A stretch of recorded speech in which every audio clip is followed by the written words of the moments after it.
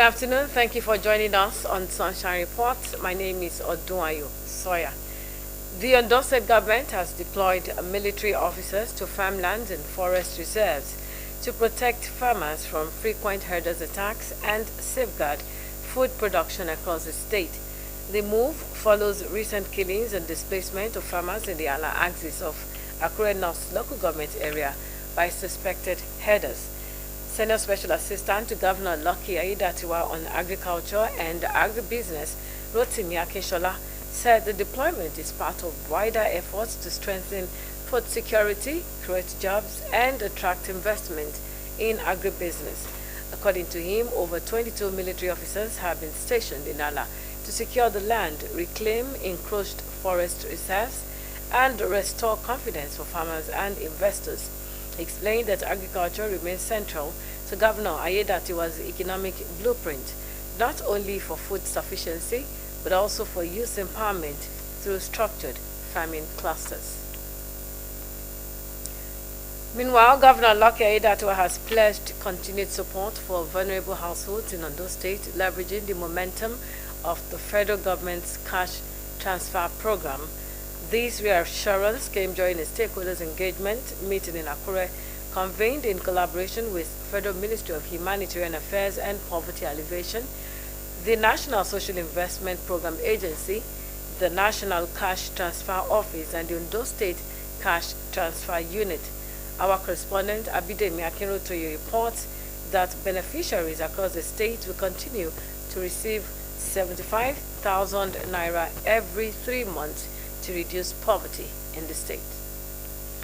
The cash transfer program has become one of the federal government's flagship interventions in the fight against poverty, designed to provide direct financial support to Nigeria's most vulnerable households. Through this initiative, beneficiaries received 75,000 naira every 3 months, a lifetime that helps families access food, education, and health care, while also stimulating local economies and reducing the burden of poverty. In Ondo State, the program continues to make an impact, with thousands of households already benefiting.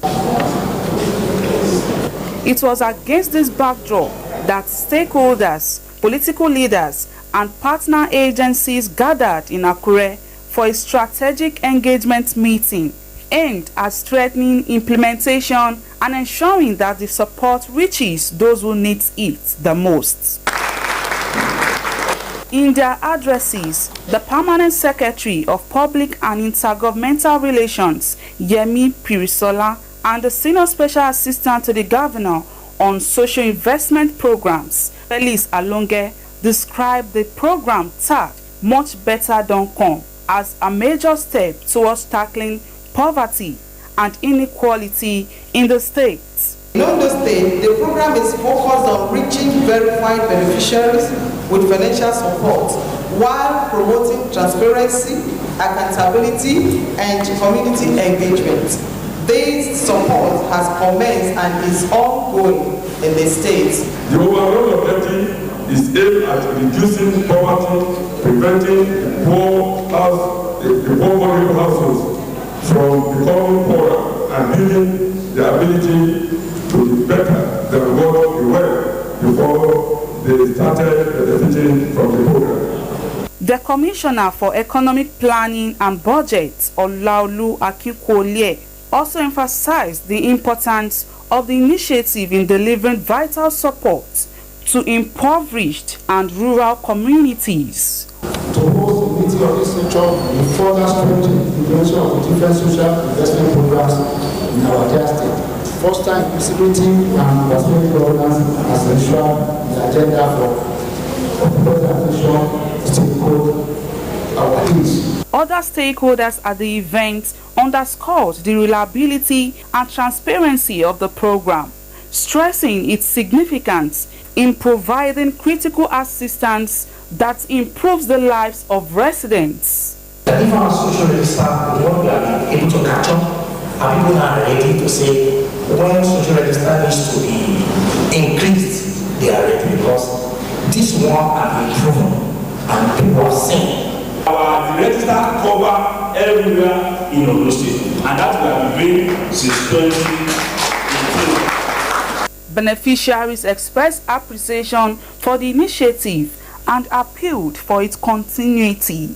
A documentary showcasing the progress achieved so far in the cash transfer program was presented, giving a visual record of its impact and success stories. The stakeholders' engagement meeting served as an opportunity for all agencies involved to review strategies and ensure the program is effectively targeted at the most vulnerable populations.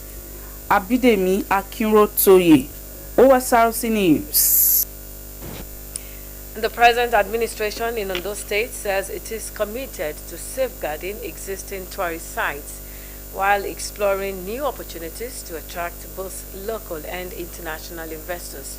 State Commissioner for Culture and Tourism, Osrc Afolabi, gave the assurance at the technical stakeholders meeting convened by the Ondo State Ministry of Culture and Tourism to validate Nigeria's draft national tourism policy.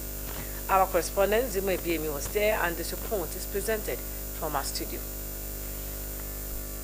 The federal government is currently working on a revised national tourism policy aimed at repositioning Nigeria's tourism sector as a major driver of economic growth. As part of the validation process, the Ondo State Ministry of Culture and Tourism gathered stakeholders in Akure to review the draft policy and harmonize inputs that reflect the realities of the industry. Addressing participants, the State Commissioner for Culture and Tourism, Osrc Afolabi, noted that the review of the national tourism policy is in its final stages. He explained that the Federal Ministry of Arts, Culture, Tourism and Creative Economy is collaborating with the Nigerian Economic Summit Group to ensure the policy supports sustainable economic development. Before we have a public-private partnership, but the new tool now is a public-private community partnership. So we want to develop the sites and the resource centers for the benefit of the community, and they will be engaged. And there will be a profit sharing. We also want to commercialize it, so we should generate revenue and vis-a-vis employment. According to Afolabi, the state government considered it necessary to host stakeholders to examine the draft policy and provide submissions that will strengthen Nigeria's tourism framework. Heritage, the community, the technical, practical partners on tourism, the hoteliers, all those in the hospitality industry.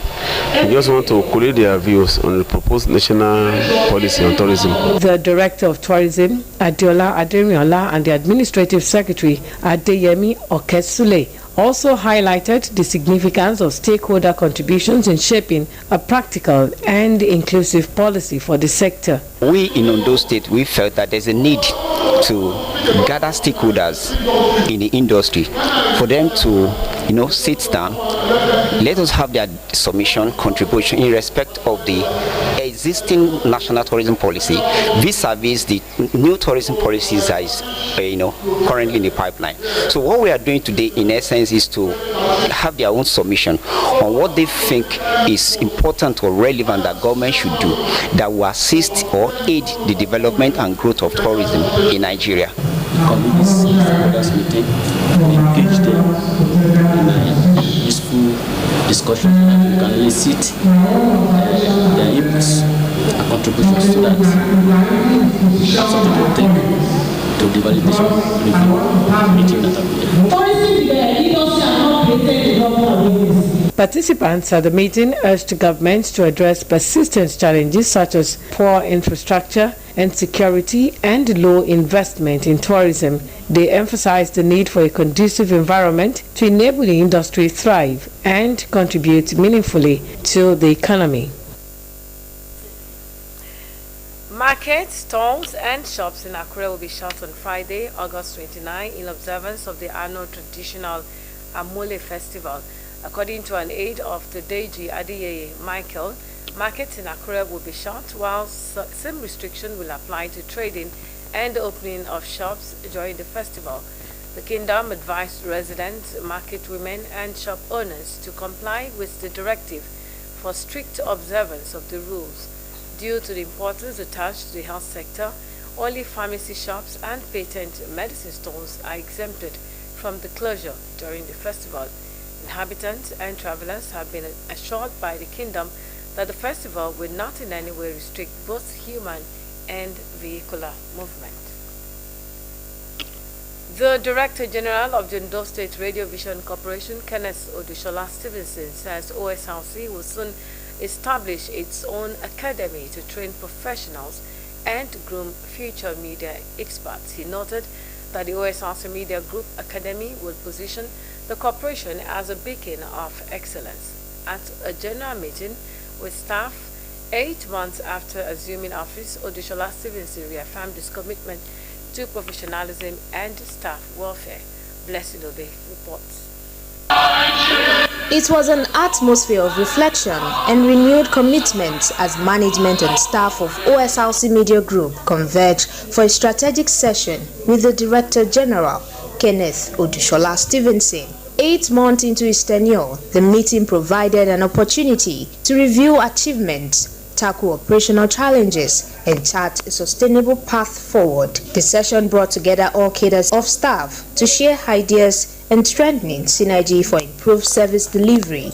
In his opening remarks, the Director of Finance and Administration, Television, Olusegun Fadayomi, commended the DG for initiatives that have repositioned the corporation's image. You will agree with me that the DG has brought the East agenda of Mr. Governor to the corporation. We are reaping the fruits of his benevolent and charismatic leadership. We thank DG that he has brought positive image to the corporation. Highlighting milestones recorded so far, the Director General restated his commitment to leveraging cutting-edge technology, expanding audience reach, and delivering greater value to stakeholders. Since assuming office, we have successfully implemented several groundbreaking initiatives, and I call them little groundbreaking initiatives because we still have a long way to go. But this initiative has continuously and significantly enhanced our operation, content offerings, and overall performance. This achievement is a testament to our unwavering commitment to leveraging cutting-edge technology to drive innovation and excellence in our media sector. In terms of content, the introduction of innovative programs, both for TV and radio arms, have been a resounding success, enriching our content offerings and providing more value to our viewers and listeners. This development is a shining example of our dedication to creativity, diversity, and relevance in our programming. He applauded staff dedication and unveiled plans to transform the organization into a center of excellence, particularly through the OSRC Media Group Academy. I express my heartfelt appreciation to each and every one of us for our commitment to excellence and passion for innovation. Your tireless efforts have been instrumental in driving our progress and positioning the OSRC Media Group for continued success. The Research and Statistics Department will work and give us a very, very achievable milestone on establishment of an academy. For us here, we must be able to, in the shortest possible time, even if it's just to develop the curriculum, this is an urgent assignment we must embark upon to establish an OSRC Media Group Academy. The interactive session also provided a platform for union leaders to present concerns while pledging cooperation for improved productivity. We have seen improvements also in our contents. We have seen public confidence improve, grow. We have seen respect for the station getting better due to all your efforts since you assumed office. We also want to commend you because you have always put a human face to staff issues. You can see the impact of your administration in OSRC. There are guys that have left, that when they come they cannot enter, they will stay at the gate. They will call people, please come. They will call their loyalists, please come and help me to do this and that. But yours is not the case. Your 8 months is like 8 years. With a renewed focus on innovation and global best practices, OSRC Media Group is setting its sights on becoming a trailblazer in the media industry. Blessing Ubi, OSRC News. The recent remarks by the Sultan of Sokoto, Muhammadu Sa'ad Abubakar III, regarding what he describes as the commercialization of justice in Nigeria have triggered reactions. Many citizens say his statement mirrors their daily experience in a system they believe favors the rich at the expense of the poor. Our correspondent, Ayoluwa Tomiwa Adetunji, has the report. Nigeria's justice system has long been regarded as the last hope of the common man, but in recent times, confidence in that hope has been steadily eroding. From prolonged and delayed court cases to allegations of bribery and preferential treatment for the rich and powerful, the system is increasingly seen as one where justice goes to the highest bidder. Observers say this growing inequality in access to justice not only undermines the rule of law but also threatens social. Observers say this growing inequality in access to justice not only undermines the rule of law but also threatens social stability. It was against this backdrop that the Sultan of Sokoto Al-Haji Muhammadu Sa'ad Abubakar sounded a strong warning. The Sultan lamented the justice system commercialization, where the rich can purchase their freedom regardless of guilt, leaving the poor to face harsh consequences. Today, justice is increasingly becoming purchasable commodity, and the poor are becoming victims of miscarriage of justice, while the rich commit all matters of crime and walk the streets scot-free. That by this thing, you are resolving out and toll on the scale of justice is certainly highly commendable. In other words, you are resolving to uphold the highest principles of the rule of law, precisely to ensure that everyone, including those in power, are subject to and accountable under the law, and that the law is applied fairly and equally so that no one operates above the law. If you are able to do this, you would have addressed the core of the crisis of governance in this country. His comments reflect the frustration of many Nigerians who say the situation is not only discouraging but dangerous, as it erodes trust in institutions meant to protect citizens. Many people that are committing crime today is because justice has not taken its course. That is the reason why crime in Nigeria is increasing today. Most of them have godfather that when they commit this crime, they will go back to them and they will forgive them. Why poor masses? There is an instance also in Osun State that a young man stole a chicken. He was accused of stealing a chicken and he was sentenced to life imprisonment because he has nobody. It was Governor Adeleke that came to the aid of that young man. I think he has been in prison for up to 10 years with nobody to help him. Now look at him. If he's from a rich family, he has somebody that is rich. I know he's not going to spend 24 hours in detention. And I think the Sultan is saying the mind. God just put that thing in his heart to help the poor masses, to speak for the poor masses who did not even have anybody. They don't have voice.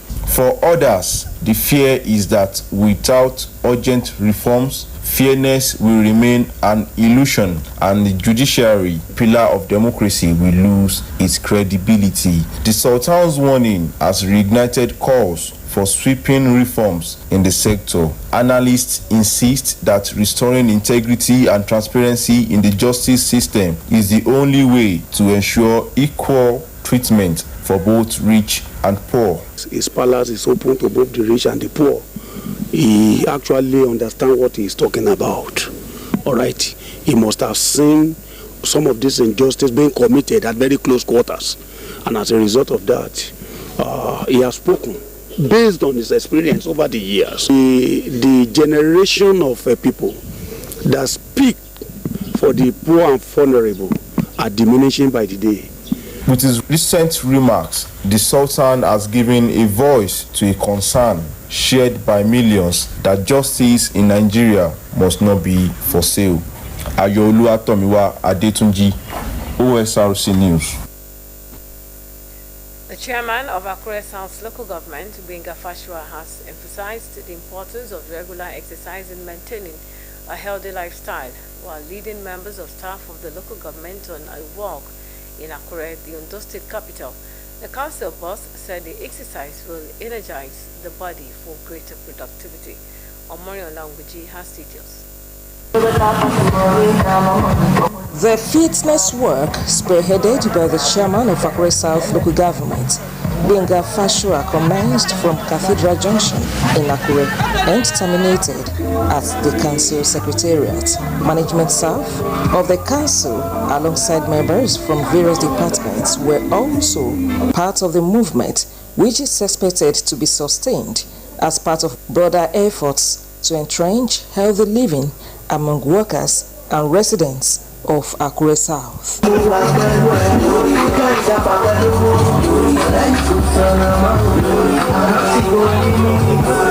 Mr. Fashua explained that the initiative was designed to improve physical well-being while assuring that the fitness work will become a regular exercise in the council area. The council chairman proceeded that it will not only be for members of staff but residents of Akure South. Our plan as a management is it will be repeated. It's going to be a continuous exercise. That it will be quarterly that will be arranging this. But we're telling them, you can see now, not only that we have gone for exercise, we have our physicians, health officers that are here to do fitness. Apart from the fitness, to do check the BP, their BP, to check their sugar level and what have you, so that you can know the state of your health. Apart from knowing the state of your health, you yourself can take part in taking care of yourself. Having know the state of your health. Chairman of Nigerian Union of Local Government Employees, Akure South Chapter, Bosse David, said the initiative will enhance both physical and mental health of the workforce. The health is wet, so I think the body needs this exercise maybe once in a week. So thank God the Honorable Chairman, Honorable Benga Fashua, brought this up. In the same vein, the Director of Primary Health Care Development Agency in the local government, Dr. Adeyemi Omoshein, stressed the medical benefits of regular exercise, noting that such activities can prevent lifestyle-related diseases. The benefit of exercise generally, it cannot be over quantified. You can visualize the extent of the benefits because it's something that is very, very good for healthy living. High points of the work include health talk, medical check, among others.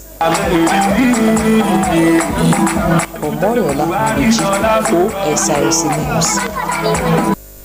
And that's it on the Sunshine Report. Thank you so much for watching. Good afternoon.